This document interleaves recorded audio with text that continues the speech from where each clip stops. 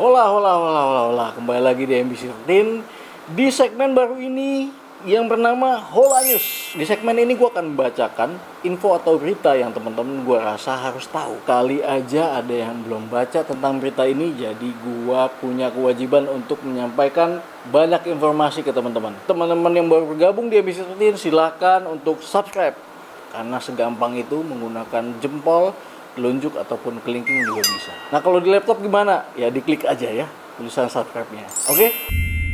Berita pertama, perusahaan terkenal yang namanya Tupperware itu bangkrut. Berdiri sejak 1946, berarti udah berusia lebih kurang 78 tahun. Penyebabnya adalah kalah saing dan juga mempunyai beban kewajiban yang sangat besar. Bagi teman-teman yang nggak tahu Tupperware itu apa, ini produk yang paling terkenal adalah tempat makan. Kita sering dengar bahwa setiap hari biasanya orang tua kita bilang tempat makannya jangan lupa dibawa pulang, jangan hilang, dibalikin utuh, karena itu adalah Tupperware mama. Iya. Sering banget kan dengarannya. Nah, total aset mereka itu 500 juta dolar sampai dengan 1 miliar dolar.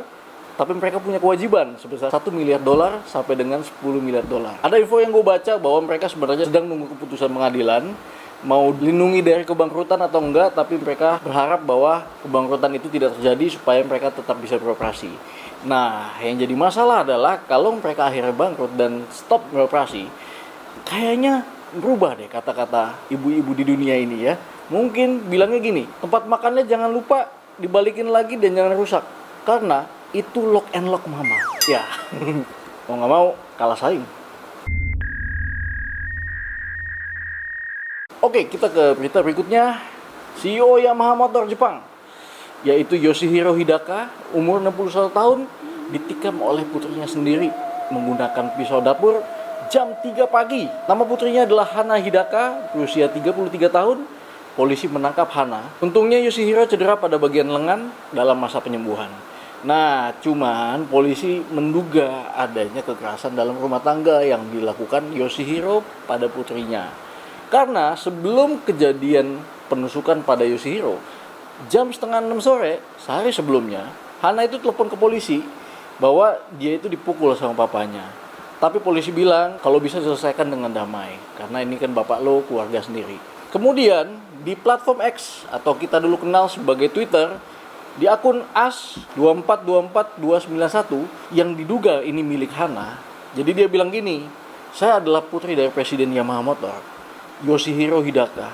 Ayah saya menyerang saya, menampar saya 6 kali.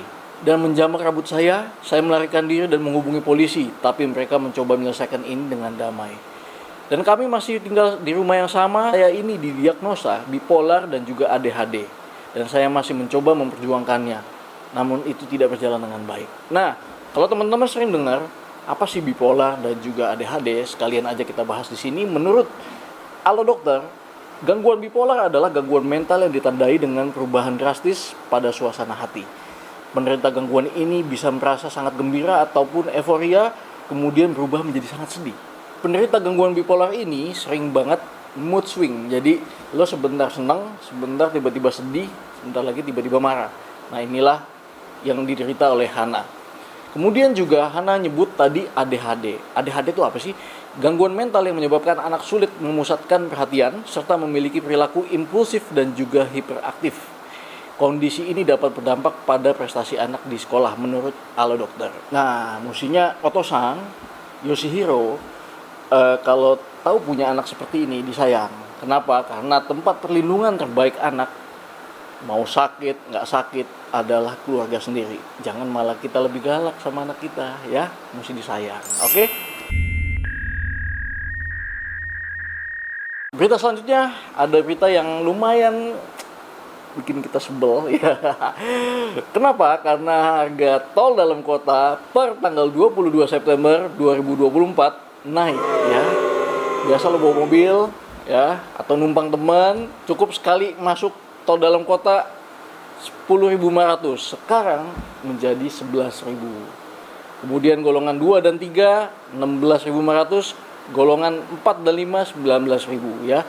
Jadi kalau untuk golongan 1 naiknya Rp500. Dan ini berlaku untuk tol dalam kota. Semanggi, lo lurus ke Grogol, terus abis itu ke Ancol, abis itu ke Pluit dulu, Ancol, Priuk, ke Gading, Cempaka Putih, lah muter aja tuh ya dalam kota. Tapi gue minta banget, tolong banget ini, kalau bisa tol lain jangan naik dulu deh ya. Gue lumayan juga tuh biaya isi tol ya. Aduh, sekali ngisi lu mesti 50.000 ya. Mana sering cekak, apalagi kalau akhir bulan ya, belum gajian ya. Jangan dulu naik ya, please dalam kota aja ya. Oke, berita berikutnya yang teman-teman berapa minggu ini atau berapa hari ini sering dengar tentang Labubu doll ya, atau boneka Labubu. Nah, apa sih boneka Labubu ini? Ini adalah salah satu karakter dari Monster Kingdom yang diciptakan oleh seniman asal Hong Kong yang namanya Ka-Sing Lung. Bukan Bibi Lung ya, Ka-Sing Lung. Nah, Ka-Sing Lung ini menciptakan boneka Labubu pada tahun 2015. Terinspirasi oleh mitologi Nordik. Nah, kenapa dalam beberapa minggu ini kayaknya wah banget, di mana-mana orang ngantri pengen beli Labubu doll? Karena ternyata Lisa Blackpink, bukan mantan gua sih. Mantan gua si Jisoo ya. Berharap aja ya. Oke.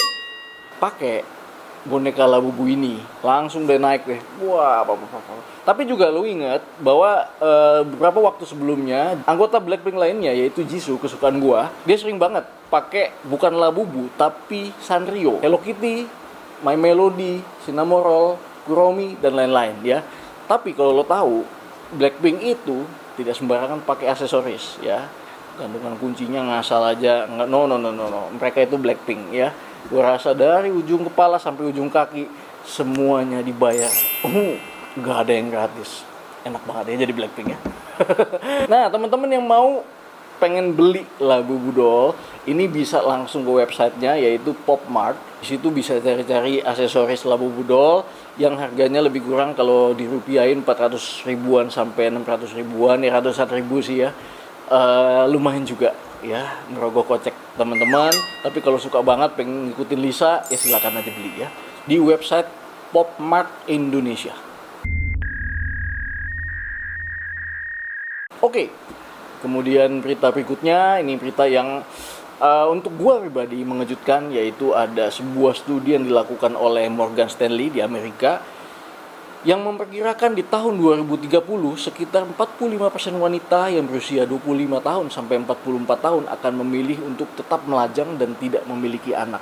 Ya, jadi banyak faktor yang menyebabkan. Salah satunya adalah mereka itu pengen punya karir yang bagus, ya pengen ada peningkatan dalam karirnya, kemudian juga pengen mandiri secara finansial. Gue tidak tahu apakah sampel yang digunakan untuk studi ini ada WNI-nya atau tidak. Gue tidak tahu. Apakah pure orang Amerika semua atau gimana, gue tidak tahu. Adakah efek nanti di 2030 terhadap wanita di Indonesia atau tidak.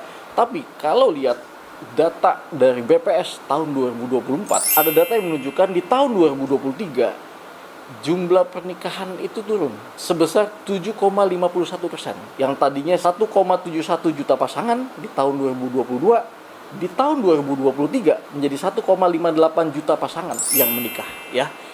Adakah efeknya? Apakah ini trennya mengikuti studi itu atau tidak? Gua tidak tahu. Tapi yang jelas dimanapun wanita Indonesia berada, tetap menjadi kuat, tetap bahagia, menjadi diri sendiri dan apa adanya. Itu aja informasi dari gua hari ini. Gua harap tunggu informasi dari Hola News berikutnya. Dan jangan lupa untuk subscribe MBC13. Gua sangat terima kasih banget, gak cuma nonton tapi juga subscribe. Sampai ketemu di Hola News berikutnya. Bye.